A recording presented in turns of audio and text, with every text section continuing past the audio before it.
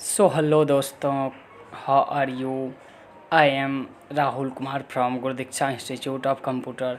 I am the founder and CEO of Gurudiksha Institute.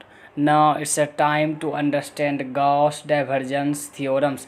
It is the most important question for us. This is Gauss divergence theorem. Gauss divergence theorems क्या होता है? This theorems enable us to convert volume integer into a surface integers.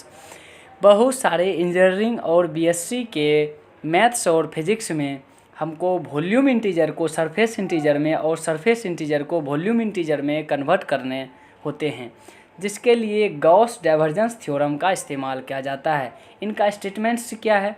It's state that the volume integer of the divergence of a vector field A volume integer of the divergence of the vector field A volume integer of the divergence of the vector field A is equal to surface integer of the vector field A, surface integer of the vector field A taken over the closed surface S, bounding the volume V के against. ये आपका formula रहेगा. इसको proof करनी है. ये था Gauss divergence theorem को वॉल्यूम इंटीजर को सरफेस इंटीजर में, सरफेस इंटीजर को वॉल्यूम इंटीजर में कन्वर्ट करने वाले फॉर्मूला. इनको प्रूफ करना है. अभी हमको प्रूफ में क्या कैसे करेंगे? Consider a closed surface S which is enclosed volume V in a vector field A. Vector field A के अगेंस्ट एक वॉल्यूम भी हम कंसीडर करेंगे जो कि क्लोज सरफेस होंगे. वॉल्यूम ए के अगेंस्ट, वेक्टर फील्ड ए के अगेंस्ट एक क्लोज सरफेस लेंगे जो कि वॉल्यूम भी होगा. Now next, divide the given volume V into a large number of infinitely small volume elements each having volume del v1, del v2, del vi del vn.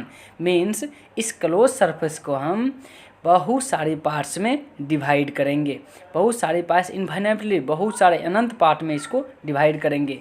Divide करने के बाद हमको कुछ छोटे छोटे, ये तो दिखाने के लिए बहुत बड़े बड़े पार्ट्स लिखे हैं, लेकिन ये हैं बहुत छोटे इसका वॉल्यूम है, बहुत छोटे इसका सरफेस हैं, जो कि रिस्पेक्टिवली डेल S1 और डेल S2, डेल Si एंड डेल Sn के रिस्पेक्ट में हैं. अब हम इस सभी का फ्लक्स बारी बारी से निकालेंगे. The flux of the vector field A through the volume elements 1 is given bye. अब हम वेक्टर फ्लक्स निकालेंगे इस प्रत्येक एलिमेंट को अलग अलग से. आप जानते हैं 12th में पढ़े हैं मैग्नेटिक फ्लक्स और इलेक्ट्रिक फ्लक्स.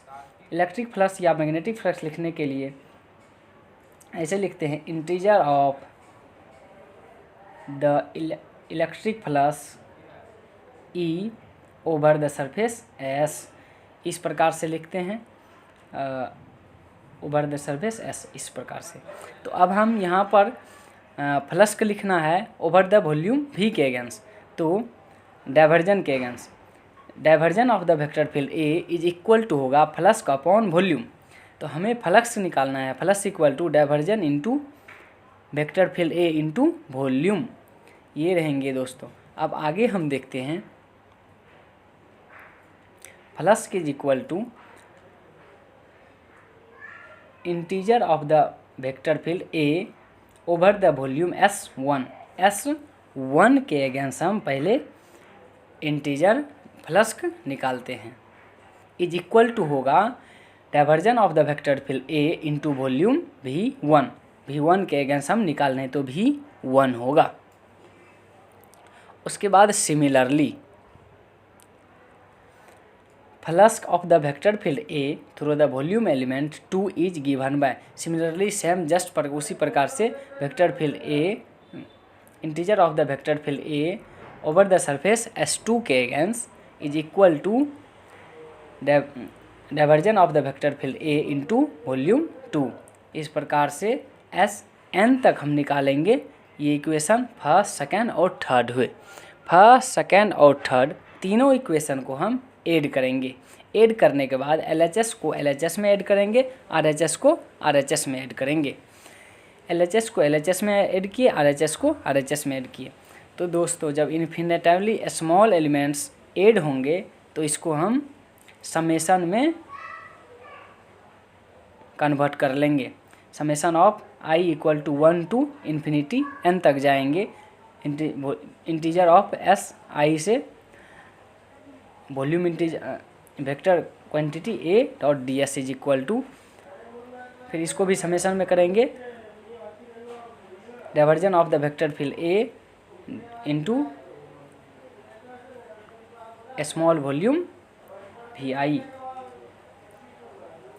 नेक्स्ट स्टेप में क्या करेंगे, जब वॉल्यूम इंटीजर n इन्फिनिटी चल जाएंगे, इन्फिनिटी को हम उसको डिवीज़न करेंगे तो vi उसका वॉल्यूम 0 हो जाएंगे।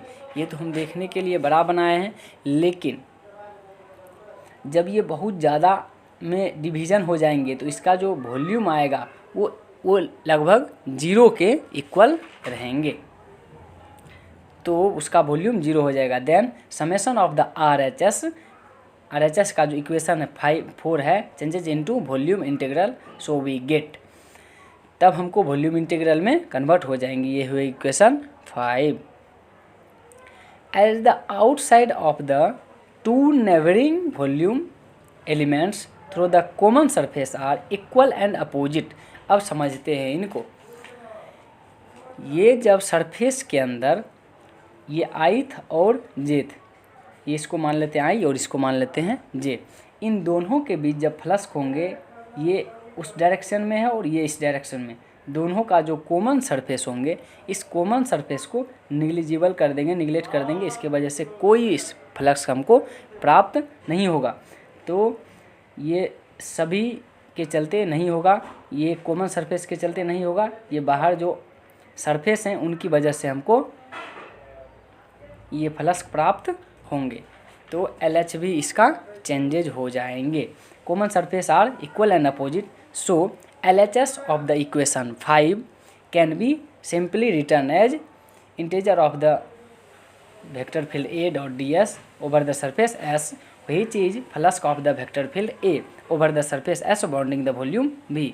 सो from equation 5 we have to, 5 से हमको क्या मिल जाएंगे, integral of the vector field S, vector field A at the bounding of S is equal to integral of the divergence of the vector field A over the volume V के equal हो जाएंगे। Hence यही हमको दोस्तों proof करना था। 2-3 जो figure हैं, एक ये फिगर और इन फिगर को अच्छे से ड्रॉ करनी है दोस्तों।